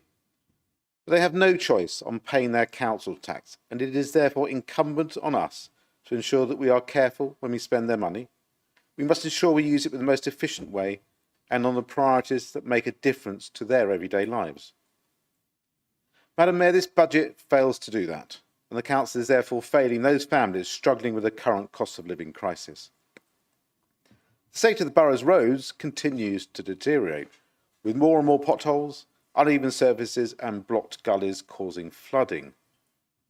And whilst I welcome the increase in revenue budget for highways this year, which has followed years of real-term reductions in highway spending by the Liberal Democrats, it barely exceeds the last Conservative budget in 2022-23 when adjusted for inflation. The Council's proposal to reduce grass cutting to just twice a year will affect the road network by reducing sightlines and spreading cut grass across the paths and highways when it does eventually get cut. Councillors are all aware how unpopular the No Mow May was last year, and this cut to services will make the No Mow disruption a permanent feature. The Highways capital budget for this year of £47.6 million sounds generous, but £26 million of that is for the South Wokingham Distributor Road and not the upkeep of the existing road network, which we know is crumbling and needs significant investment. Now, capital projects for alternative transport are set at £7 million, whilst the capital projects for the improvement of existing facilities, i.e. patching up our roads, is £4.3 million. We can see where the council's priorities lies, not those who battle to get around the borough in their car, dodging potholes and fording through floods, but the lobbyists and the cycling groups. Madam Mayor, it is clear that the executive have failed to follow the example of those hard-pressed residents in the borough who have to make tough decisions on a daily basis, but have instead ploughed money into projects which will not improve the daily transport needs of residents. I therefore will vote against this budget. Thank you, Peter. Could I ask Prue to speak next, please? Thank you, Madam Mayor. First of all, I want to pay tribute to all the officers in Children's Services for delivering and improving services through a period of unprecedented challenge and change. With this week's Schools White Paper, major reform of children's social care practice has been joined by changes across education, including to special educational needs and disabilities. We have planned carefully for the social care reforms in the budget that's before you. The budget had to be prepared before we knew the full detail of the education changes, but allows for continued transformation work, which we knew would be necessary. Rebecca raised a point about health visitors. I agree with her, except that health visitors are part of the NHS service, not directly employed by the council. I now want to touch on the dedicated schools grant. 95% of local authorities with responsibility for children's services have, like us, a deficit in the DSG due to long-standing... Rebecca, you mentioned there. Can I have a point of personal explanation? These KPIs that I talk about for health visiting have been coming to Health Overview and Scrutiny last year, and it's actually funded by the public health budget. So I think it's not the actual health visitor as such, but we fund a service from the health visitors, which is why I mentioned it. It is correct. You can have a look through. Thank you. I wasn't, if I may have this sort of point of personal explanation back before it takes it out of my speech. I'm not disagreeing with you that the figures are not good enough. What I'm saying is it's not directly under our control to force the health visitors to do something different. It is. Sorry, a point of personal explanation. We give funding. Prue, you need to check this because we give amount per head to fund this service, and we need to make sure that that service is funded properly and we're getting the right service for our residents, and we are not getting value for money. No, we are not getting value for money, but that is not because we are employing people who don't do their job. It's because we have to get the NHS to deliver the service. Prue, do you want to carry on before you lose your thread? Yes, thank you. I want to touch on the dedicated schools grant. So 95% of local authorities, like us, have a deficit due to long-standing insufficient funding for children with special educational needs and disabilities. And yes, Rachel, the government has now said that in the autumn they intend to write off 90% of the deficit as it stands at the end of March this year for councils with an agreed SEND reform plan.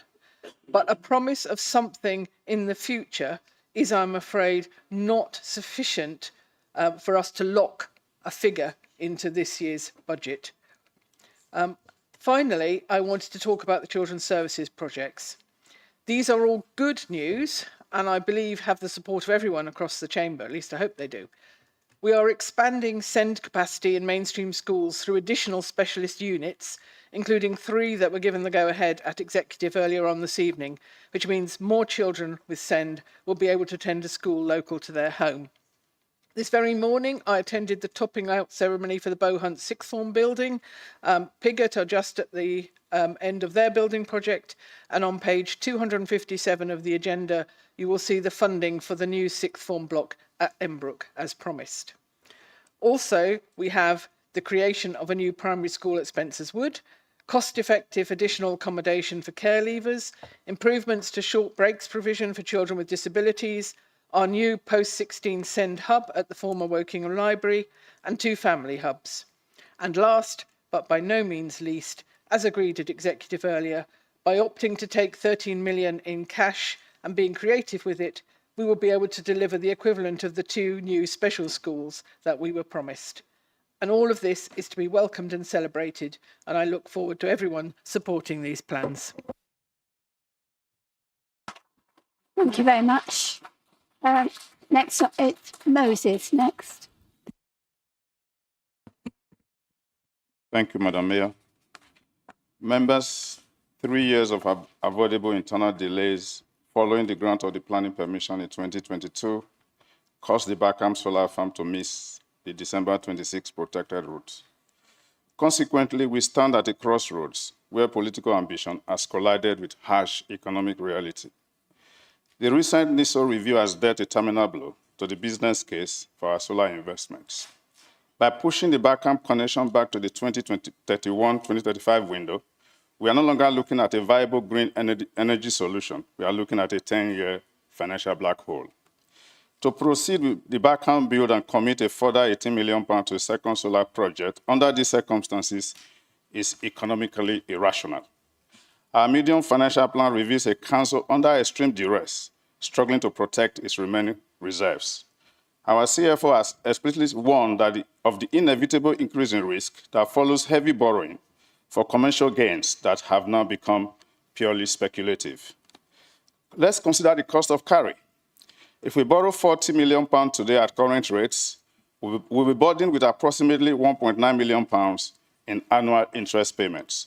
By the time the first solar panel exports a single kilowatt in 2031, we will have sunk over 11 million into interest alone, with absolutely zero revenue to show for it. This is the textbook definition of a failed cost-benefit analysis. Furthermore, this represents a profound failure of allocative efficiency. Every pound we lock into a stalled solar farm is a pound we cannot use to repair our broken social care model. We are currently pouring millions into high-cost external placement for our most vulnerable children and adults, simply because we lack the local infrastructure to house them within our borough. If we were to redistribute this £40 million into developing our own specialist children's home and supported living facilities, the return on investment would be immediate. We wouldn't be waiting until 2025 for a theoretical profit. We will be saving millions in revenue costs starting this year by ending our reliance on the predatory private placement market. The executive argues that we must stay the course to address the climate emergency. However, we are also facing a financial emergency. It is fiscally responsible to enter into multi-million-pound contracts when we have no certainty regarding grid connection or export capacity. As the CFO's report implies, a robust budget must be built on certainty, not on hope. I'm calling for an immediate pause on all solar panel capital spending. We must de-risk our balance sheet and redirect this capital towards the social infrastructure our residents desperately need today. Let us choose the path of allocative efficiency and fiscal responsibility over a decade of debt for a project that the national grid is not even ready to receive. Thank you. Thank you, Moses. The next speaker is Rachel Bishop-Fair. Thank you very much, Madam Mayor. I wanted to say a few words about the planned community hubs and the benefits which these will bring to our communities. Wokingham Borough Council is currently rolling out two types of hubs. Best Start family hubs, which will substantially be funded by government grants, and community hubs. Family hubs are successors to the extremely successful Sure Start centres, which have been proven to bring lasting benefits to families. Community hubs are more general, multi-purpose, accessible spaces which can be used to deliver local community services. This can include services delivered by the council in partnership with health providers or voluntary and community groups. Community hubs make it easier for people to access services locally. This will be an incredible boost to our ability to help people at an early stage so that problems can be prevented or resolved before they grow. Wokingham Borough Council is currently proposing two community hubs. The first is in Arborfield. This is being built with Section 106 money for the new homes being built in the SDL there. The council's engaged with residents and identified strong demand for a multi-use facility, which we've designed with residents and partners. This is due to open in 2028. The second is Woodley. Woodley has a particular need for local services. There are a lot of young families there and also older people who may need some additional support. Our data shows that Woodley has higher numbers of unpaid carers, people with health issues or who are unemployed, families eligible for free school meals, and people who are struggling with rent arrears. Helping residents with these challenges will help them resolve these at an earlier stage and prevent both the human cost of problems escalating and additional costs to the council if we need to support at a later stage when problems are larger. Woodley Library is an obvious location to support residents. It's local and it's already a trusted service that supports residents in and around the Woodley area. We have data which shows that investment delivered by the library provides excellent social returns. In order to develop a hub on this site, we will need some rebuilding work. The financing for this is included in tonight's MTFP. If this is approved tonight, the council will move to design and build the facility to open it in summer 2028. I'd really like to thank the officers and our partners in the community for all of their work on this. This is a wise investment to benefit our communities for the future, and I hope that everybody in the chamber will be able to vote tonight for the funding of these vital local facilities. Thank you. Thank you, Rachel. Could you turn your microphone off? And then it's Stuart Munro. Thank you. Thank you, Madam Mayor. I'd like to talk a little bit about this budget with regards to our local businesses. I think we've got some difficult times around us. I accept that. I think increasing the national insurance was a very poor decision, but we haven't done much to help either. I understand that 6 businesses have already closed in Wokingham Town Centre since the beginning of the year, and we're only last week in February. I understand that the Tesco's and Aldi takings are down between 40 and 50%. Doesn't bear well, and we haven't done much to help that by increasing parking charges and by blocking the roads up so they can't actually get to the shops. I understand there's some other businesses considering their position. So thinking what we should do is really, we should do what we say we're going to do in one of our mission statements, which is, and I'll read it out, we will help our town centre businesses and neighbourhoods in the borough to thrive. And I think increasing the parking charges at difficult times is not exactly doing that. So I think, Madam Mayor, I know there are difficult times around us, but I find that this is very difficult to find anything that we support our businesses with. Therefore, I cannot support this budget. Thank you, Stuart. Martijn is next speaker. The Empower Index is a benchmarking tool that grades 149 councils in England on productivity. Looking at performance through 8 different lenses, the Empower Index allows councils to compare their performance against other authorities. A few weeks ago, Wokingham Borough Council was named the 2nd most productive local authority in England by the Empower Index, which assesses how effectively councils use their budgets to deliver services and support communities. That's an extraordinary achievement by Wokingham Borough Council. At last year's budget meeting of the full council, my colleague, Councillor Jurgensen, claimed money is being wasted day in, day out, and claimed after 3 years in power, the Liberal Democrat administration is out of touch and out of ideas. I had been wondering if the Conservatives would have reflected on last year's claims that now look baseless following the publication of the Empower Index 3 weeks ago, in which Wokingham Borough Council ranked 2nd among 149 councils in England.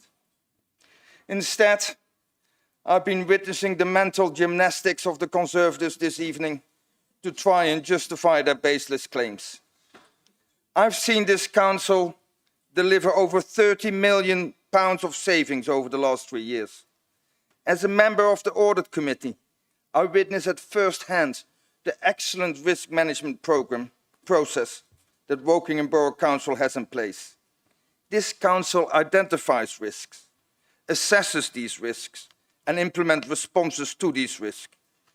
This council, led by the Liberal Democrats, are applying informed risk-based decision-making. And that is why Wokingham Borough Council is named the 2nd most productive local authority in England. And this evidence shows that this council is using its budget effectively to deliver services and support communities. My colleagues from the Conservative Party, on the other hand, offer the residents of our borough the same as they have done for many years. Uninformed ideas that apparently have risks that only have upsides but no downsides. It is the Conservatives who are out of touch. And I encourage all my fellow councillors to support this budget. Thank you very much. That's the end of the debate for the speakers I've had. Imogen, did you want to your speech? Thank you, Madam Mayor. Yes, I do. Right. These budget reports in front of you have been through our scrutiny process in several stages, allowing councillors of all parties to ask questions and contribute. This budget belongs to all of us here, and there's been ample opportunity to raise these points and make changes long before today. The most important thing here is how we are tackling what is happening with our local government finance settlement, which is essentially the money we get from central government and is a key income this council needs to run for our services. If you only look at one component part of this income, it looks like the fairer funding settlement has initially given this council more money in the form of an increased revenue support grant. But if you look at the whole picture of what the real income is compared to previous years, including the grants and the business rates, it very much shows a problem. I suspect most businesses think when they are paying their business rates, it goes to help the council provide services that local businesses need. Sadly, in Wokingham Borough Council, the income we receive from business rates has now fallen off a cliff by over 15 million annually, and we now only get to keep around 6% of our business rates that we collect, with the rest being taken elsewhere in the country. In addition, the grants we use for funding like social care, domestic abuse accommodation and support for care leavers have all been wrapped up into just a general grant which significantly reduces over the next 3 years. It is the removal of these grants and business rates that wipes out anything the government has given us otherwise and results in the reduction of Wokingham Borough Council's CSP funding by a total of 43.3 million over the next 3 years. The majority of our council tax increases will not go towards improving services. They will only serve to help plug this gap. Yes, we have put away some money in reserves, which will help cushion this blow, but I must remind everyone that these reserves can only be spent once. Essentially, the government's calculation of our funding needs are based on our level of deprivation and has no real acknowledgement of what it really costs to run a council with the responsibilities for adult social care and children's services. While our residents are indeed relatively affluent, we have one of the highest demands for looked after children with special educational needs in the country, and there is inadequate compensation for the cost of living and hiring staff in Wokingham. Our council tax is capped at 4.99%, and we are already putting pressure on our council departments to be very efficient. So we do have to look carefully at what we can realistically change. I would like to remind everyone again, we have already made over £30 million worth of savings of income in the last 3 years. We are good at this, and we've already been recognised as an efficient, well-run council, but we can't take opportunities that are not there, as some councillors here seem to be suggesting. There are some positives in this budget. It includes much needed development for our schools, roads, and even the renovation of a footbridge near Early Station. We have to make difficult but sensible decisions, and we have done so. This is not a small achievement, and there'll be some pain for everyone, but I would like to pay tribute to the Chief Financial Officer and his team, whose financial advice has helped us to set this balanced budget despite those difficult circumstances. Thank you. Thank you very much. Before we move to a recorded vote, the leader has a right of reply. Councillor Conway, I wouldn't forget you. 3 minutes. Thank you, Madam Mayor. I thought for 1 minute you might have forgotten me, but you hadn't. Thank you. Pauline and her Conservative colleagues are, of course, entitled to their own views, but they're not entitled to their own facts. We were treated by the Conservatives to pantomime politics at its worst.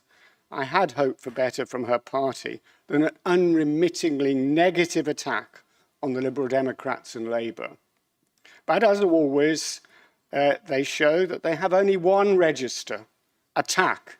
Attack regardless of the facts, and attack even on matters that their own party once supported or even initiated.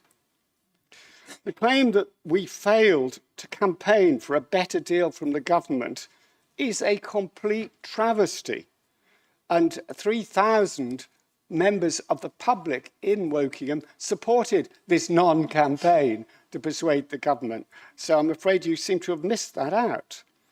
The Conservatives' principal suggestion to help with the budget is reducing car parking charges, which of course would lose us money that we need to help run services.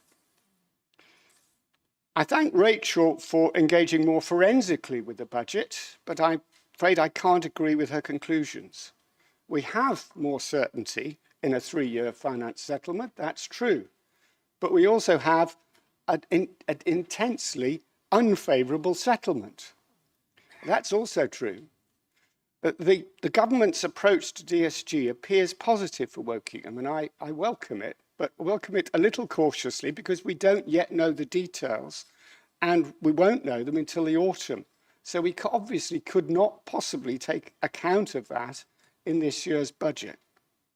Core spending power will increase. Rachel is absolutely right. But as I said earlier, not sufficiently to cover inflation, never mind increase in demand for our services, which Stephen Newton very helpfully explained.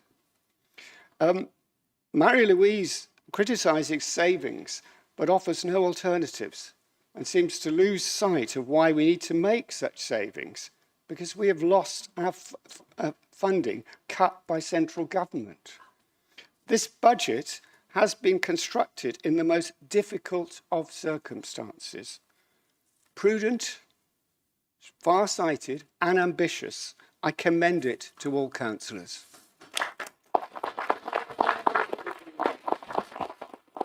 Thank you. Thank you, Stephen. You've got your microphone on. Thank you. I'll now move to a recorded vote on the recommendations contained in each of the 4 budget reports.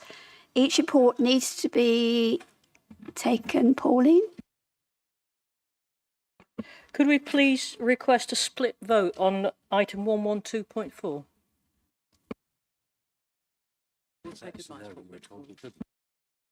I'll just take advice because I was told that we couldn't separate them because they're all intrinsically linked.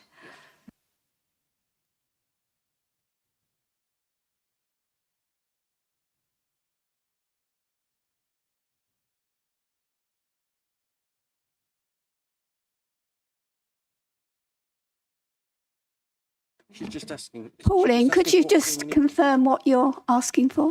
Sorry, item 112.4, there's 3 recommendations there.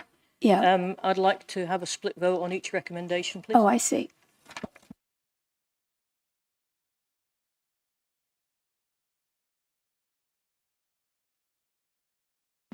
No, the answer is no. I'm sorry. I was told earlier that it's all intrinsically linked, so we can't change a bit because it would change something else. Thank you, Madam Mayor. Could I just question what the link is between the precept for the Fire Authority and the rest of the budget?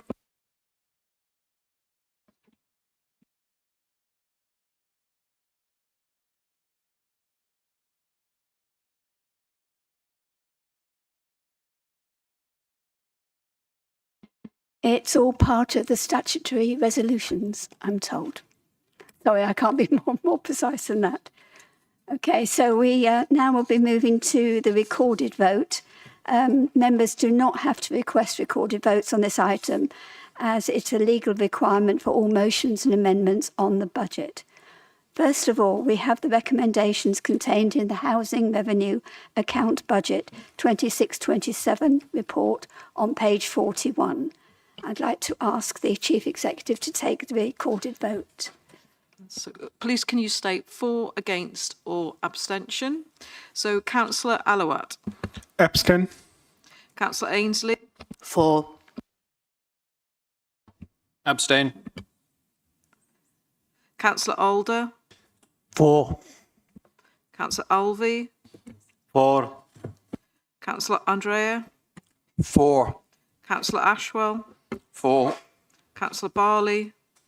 Abstain. Councillor Bellow. Abstain. Councillor Betteridge. For. Councillor Bishop Firth. For. Councillor Bray. For.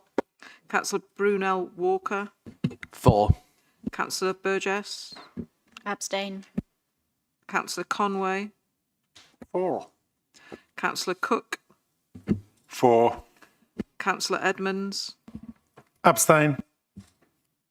Councillor Evans. Councillor Glover. For. Councillor Gray. I can't vote on this one due to the interest. This is the one I can't vote on due to the interest. Councillor Harding. For. Councillor Hare. For. Councillor Harper. Abstain. Councillor Inyangamvana. Abstain. Councillor Jamthi. For. Councillor Jorgensen. Abstain. Councillor Charles Maggetts. Abstain. Councillor Rebecca Maggetts. Abstain. Councillor Mather. For. Councillor Munro. Abstain. Councillor Nagala. Abstain. Councillor Nagra. Councillor Newton. For. Councillor Andy Ung. For. Councillor Rance. Abstain. Councillor Rowland. For. Councillor Solomon. Abstain. Councillor Imogen Shepherd de Bay. For. Councillor Rochelle Shepherd de Bay. For. Councillor Caroline Smith. For. Councillor Mike Smith. For. Councillor Wayne Smith. Abstain. Councillor Srinivasan. Abstain. Councillor Swaddle. Abstain. Councillor Timlin. For. Councillor Turtle. Abstain. Councillor Louise Whitehill. Abstain. Councillor Eunice. Abstain. Councillor Jewell. For. Councillor Comer. For.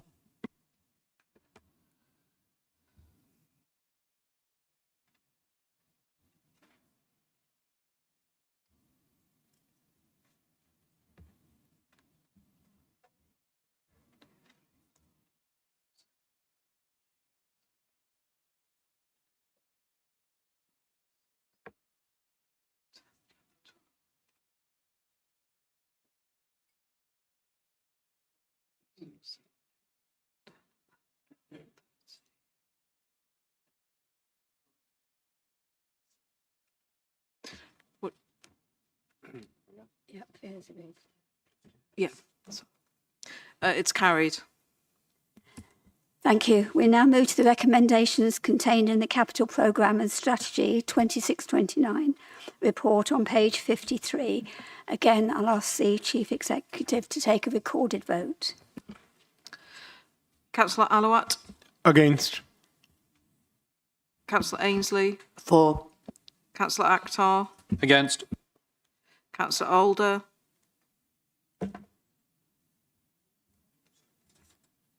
For. Councillor Olby. For. Councillor Andrea. For. Councillor Ashwell. For. Councillor Barley. Against. Councillor Bellow. Against. Councillor Betteridge. For. Councillor Bishop Firth. For. Councillor Bray. For. Councillor Brunel Walker. For. Councillor Burgess. Against. Councillor Conway. For. Councillor Cook. For. Councillor Edmonds. Against. Councillor Glover. For. Councillor Gray. Against. Councillor Harding. For. Councillor Hare. For. Councillor Harper. Against. Councillor Inyanganvana. Against. Councillor Jamthi. For. Councillor Jorgensen. Against. Councillor Charles Magetts. Against. Councillor Rebecca Magetts. Against. Councillor Mather. For. Councillor Munro. Against. Councillor Nagala. Against. Councillor Nagra. For. Councillor Newton. For.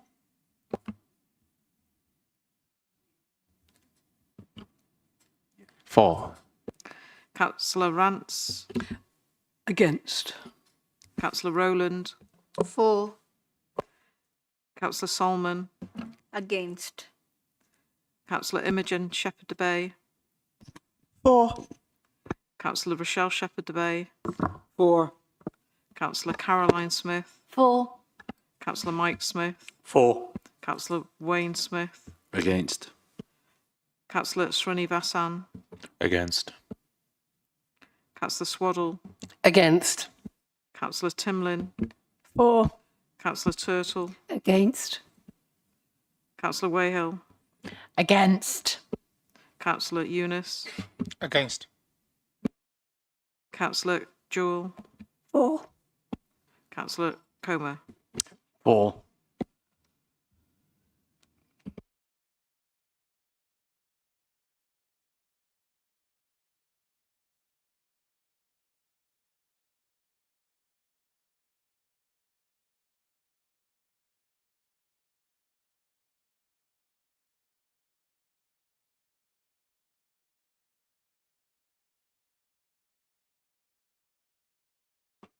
Is carried.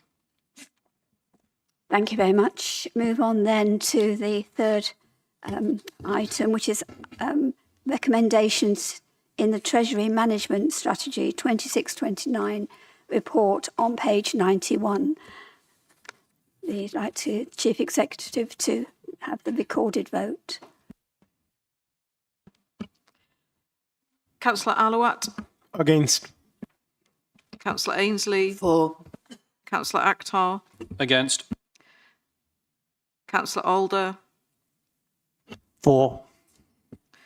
Councillor Alvey. For. Councillor Andrea. For. Councillor Ashwell. For. Councillor Barley. Against. Against. Councillor Besseridge. For.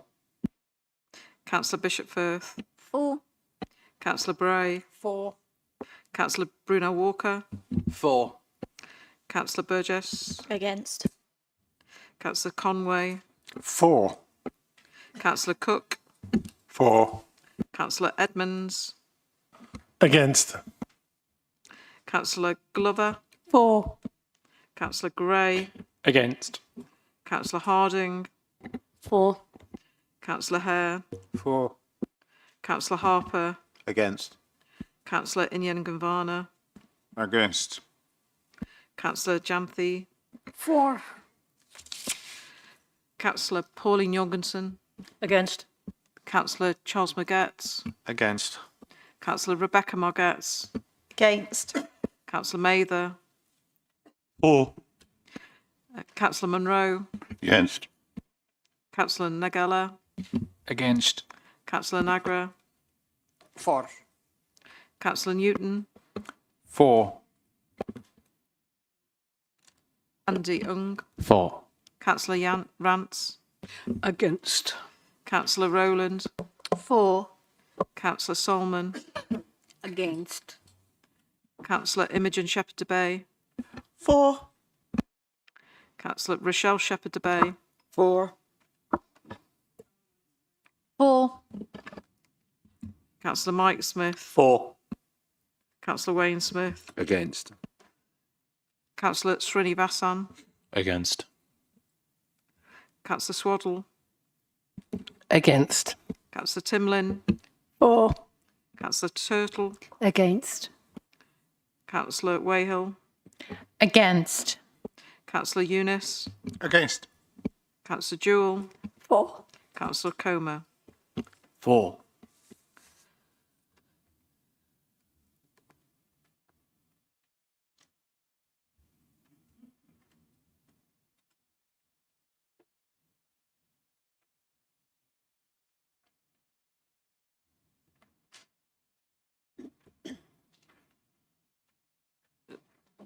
Carried. The recommendations are carried. Thank you. Now like to move to the recommendations contained in the medium-term financial plan 26-29, which includes the revenue budget submission 26-27 on page 145. I'd ask the Chief Executive to take a recorded vote.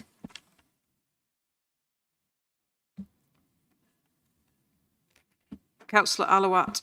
Against. For. Councillor Akhtar. Against. Councillor Alder. For. Councillor Olvey. For. Councillor Andrea. For. Councillor Ashwell. For. Councillor Barley. Against. Councillor Bellow. Against. Councillor Betteridge. For. Councillor Bishop Firth. For. Councillor Prubray. For. Councillor Bruno Walker. For. Councillor Burgess. Against. Councillor Conway. For. Councillor Cook. For. Councillor Edmonds. Against. Councillor Glover. For. Councillor Gray. Against.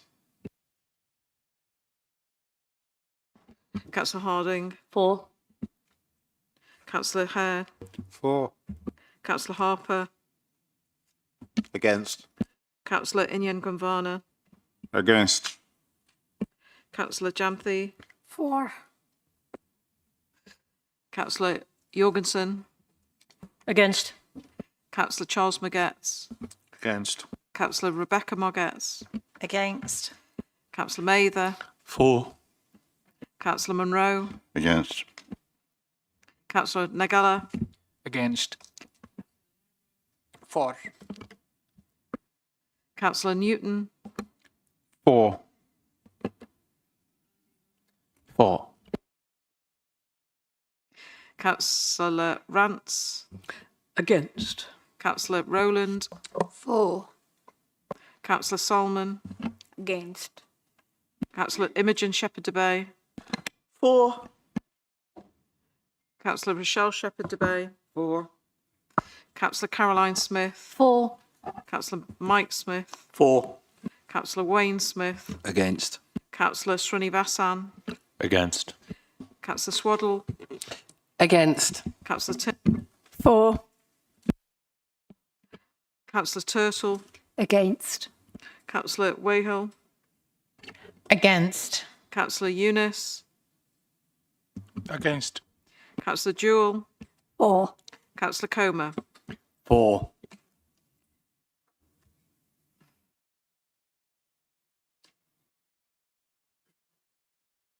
That's carried.